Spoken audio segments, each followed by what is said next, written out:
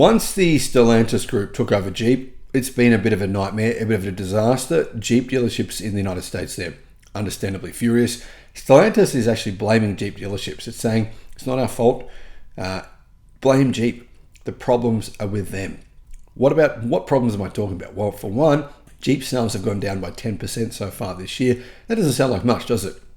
But if you consider the fact that Jeep sales have fallen now by nearly 50% over the last 5 years, and their sales have fallen every single year for 5 straight years in a row, then you can see that something's very, very wrong at Jeep. The brand is in big trouble. Bizarrely, Stellantis is claiming they're going to grow Jeep sales by 50% over the next 2.5 years. So no one knows exactly how they're going to do it, but Stellantis claim Jeep will be revived from the dead. Hello, my friends. Welcome to the channel. I'm Sam Evans. You're watching The Electric Viking. Great to have you with us. Is this really true? Is Jeep going to be revived? Well, Stellantis CEO said this: the Jeep brand can be a local hero anywhere. We're going to reinforce the manufacturing footprint of Jeep. Now, the truth is, a lot of Jeep's employees in the US have been laid off. One factory has been shut down. This is not official, by the way. They just said, we're pausing production. Nothing's been made there for months, right? Another factory, same story. Jeep says by 2027, they will sell more than 1 million vehicles, up from 700,000 last year, and likely delivery numbers of around 600,000 this year. Realistically, the company, of course, is in big trouble. Now, they do have a kind of affordable EV, the small Jeep Avenger. Now, the Jeep Avenger, to be honest, it's not particularly good. It's front-wheel drive, pretty expensive, has a very, very small battery pack. It has 397 kilometers of range. So, what's that? It's actually listed at about 200 miles of EPA range. Yeah, EPA range, not great. So I don't see that really reviving the company.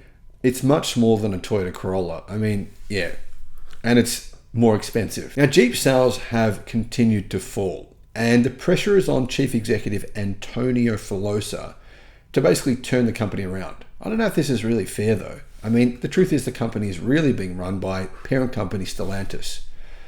Anyway, to revive the company, Jeep has started cutting prices across its lineup, rolling out new incentives, 0% financing, and ramping up spending on marketing and advertising. Unfortunately, I don't think that's going to be enough to clear the massive amount of stock that Jeep have sitting on dealer lots. In fact, Jeep have more cars sitting on dealer lots based on actual per capita numbers in terms of the actual number of dealerships than any other company. Jeep reported a 28% rise in sales last month, which is nice compared to August of 2023. But the truth is that Jeep's slide into oblivion, in my opinion, is probably terminal. And you can really see why Chinese car companies have approached Stellantis to try and buy the brand.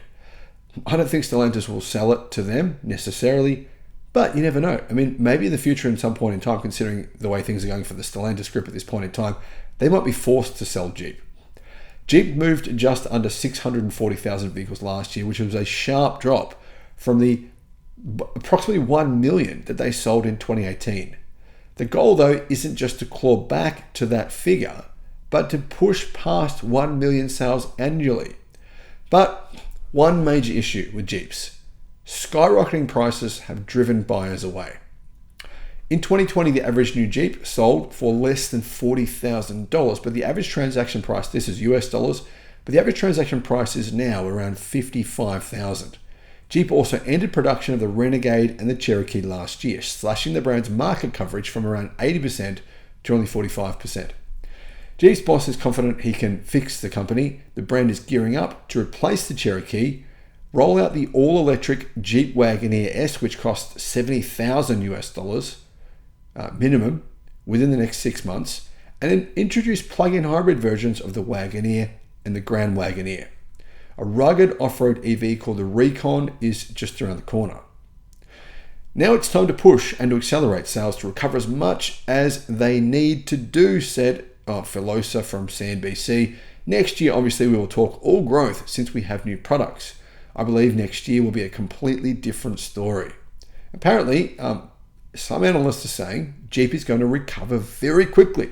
Here's one of the things. One of the biggest problems with Jeep vehicles, and it's talked about here in Australia constantly, so I'm basing this opinion off thousands and thousands of Australians. Australians have complained about the reliability of Jeeps. Now, not all Australians. I know you have some Jeep owners here in Australia who love their Jeeps, but the truth is there's many thousands of people who say, I'll never buy a Jeep again. The quality was terrible, had so many problems. And realistically, there's been more recalls for Jeep vehicles in Australia than any other car. There has been. That's a fact. Over the last 5 years, Jeep vehicles have been recalled constantly. Quality and reliability has been a big problem.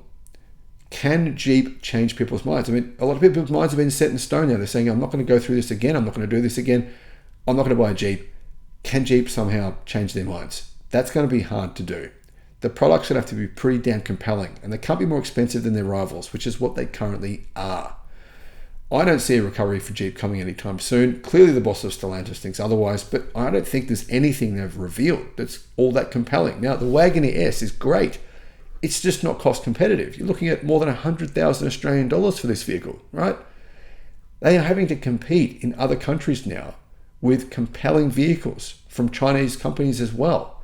So whilst Jeep is, the majority of their sales are in America, they have in the past relied on sales outside of America in order to boost the company brand. But now that's going to be a really tough thing to do, to compete with their rivals who have better quality and lower prices. Let me know what your thoughts are. Do you think the Jeep brand will be turned around by Stellantis? Is this likely? Thanks for watching.